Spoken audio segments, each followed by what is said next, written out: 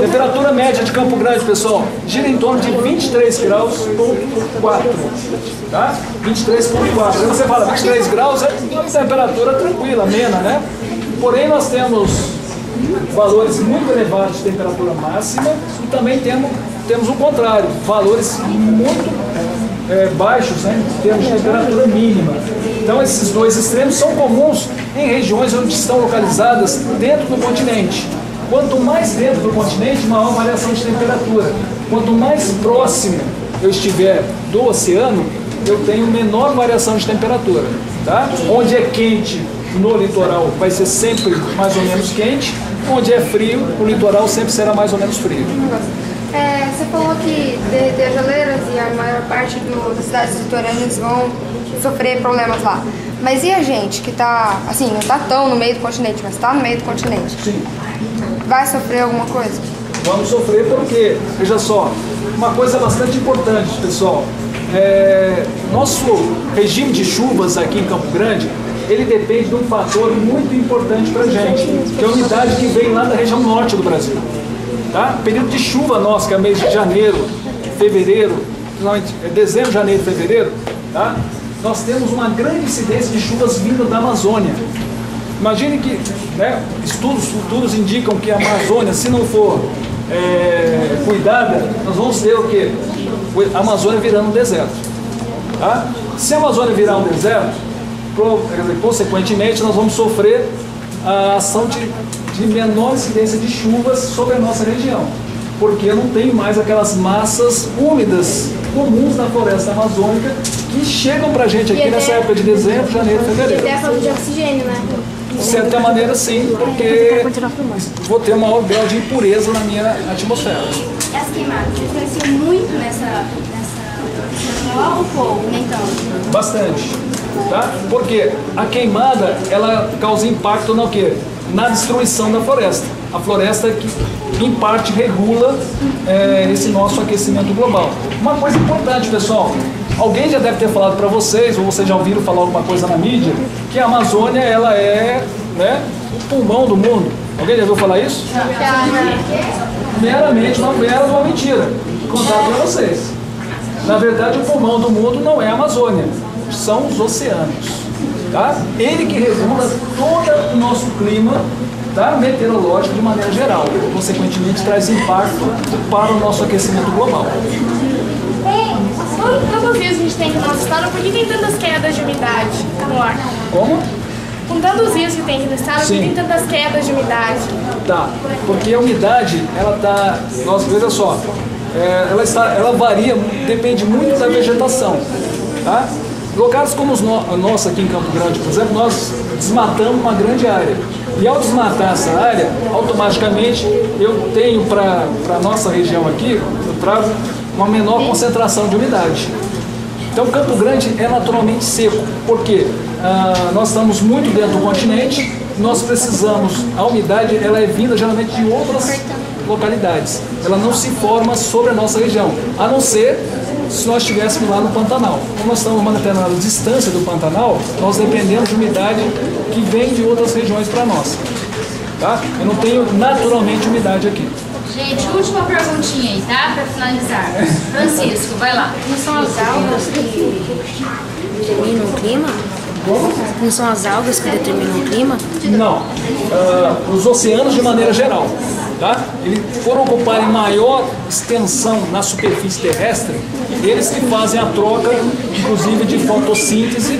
Logicamente, as algas estão presentes nesse sistema, né? Fazem parte, mas eu não posso afirmar que sejam somente as algas.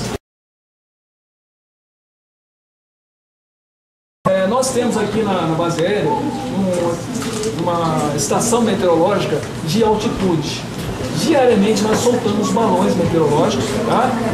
Que são soltos de manhã e à noite, tá?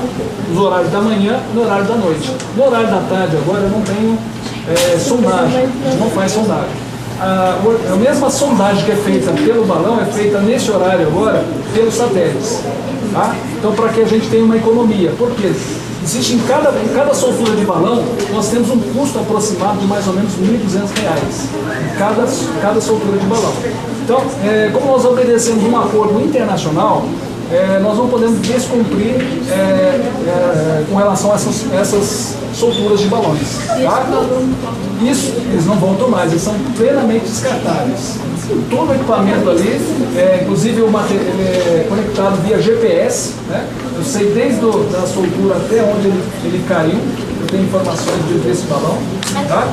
Mas ele não pode cair em algum lugar, assim, por exemplo, na cidade ou algum...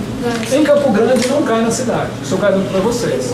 Mas em localidades como, por exemplo, São Paulo, capital, lá também existem solturas de balões, lá com certeza cai na cidade de São Paulo, tá? Em determinadas regiões. Aí o que eu tenho? Nós temos um paraquedas que vai junto com o balão. Na queda, ele é amortecido pelo paraquedas, tá? E junto vai uma mensagem já informando que se trata de um equipamento meteorológico, porque muitas das vezes, pessoal, cai um balão desse lá, o cara acha que é um ET que pousou na casa dele lá.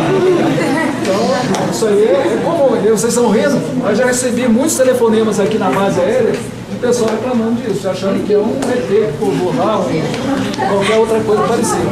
Tá?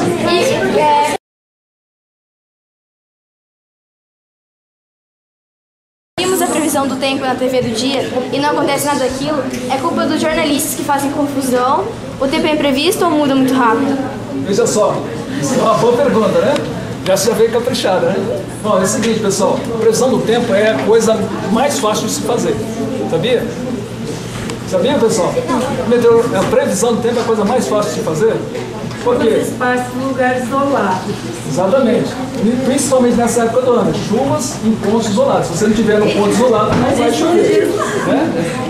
Mas é o seguinte, pessoal, a previsão ela é feita hoje através de computadores. Nós não temos contato nenhum com os dados informados ali. Então o computador ele já me faz uma projeção de tudo que vai acontecer no espaço de 10 dias. Tá? Então eu acesso aqui na internet, eu sei tudo que o computador nosso, nós aqui no Brasil, nós temos um dos principais, aliás, o principal centro de meteorologia da América Latina. Tá? Localizado lá em Cachoeira Paulista, ele é um órgão do INPE, Instituto Nacional de Pesquisas Espaciais. Tá? Então ele me dá informação de todas as condições meteorológicas num prazo de 10 dias. Então, a partir daí, fica fácil fazer previsão do tempo. Agora, quando acontece de errar uma previsão do tempo, possivelmente isso aí você tem que ver a fonte de onde foi tirada aquela previsão. Tá? Muitas das vezes, por exemplo, na televisão, quem apresenta não é um meteorologista. É apenas um repórter que vai pegar um texto em algum site de meteorologia. E aí depende da fonte onde ele vai tirar essa informação. Tá? Só como para concluir, existem alguns sites, só para que vocês tenham uma ideia, quando se fala de Campo Grande, tem alguns sites, por exemplo, o site Clima Tempo. Ele foi criado e ele trabalha na cidade de São Paulo. Então, para quem vocês acham que ele vai fazer ou se preocupar em ter uma previsão 100% de acerto? Para Campo Grande? Não, ele vai querer para São Paulo, que é onde o público dele está presente, certo? Então, lá vocês podem ter certeza que o site Climatempo, por exemplo, estará sempre certo. Para Campo Grande, nem tanto. Tá? A preocupação com o acerto da previsão não é o mesmo. E com quem que a gente tem que se informar para saber com certeza de Campo Grande? Os principais sites hoje de meteorologia, aliás, o principal site de meteorologia é o cptec.imp, tá? que é onde está localizado o nosso computador central de meteorologia da América Latina. Tá? Lá são extraídas todas as informações que são divulgadas nos demais sites.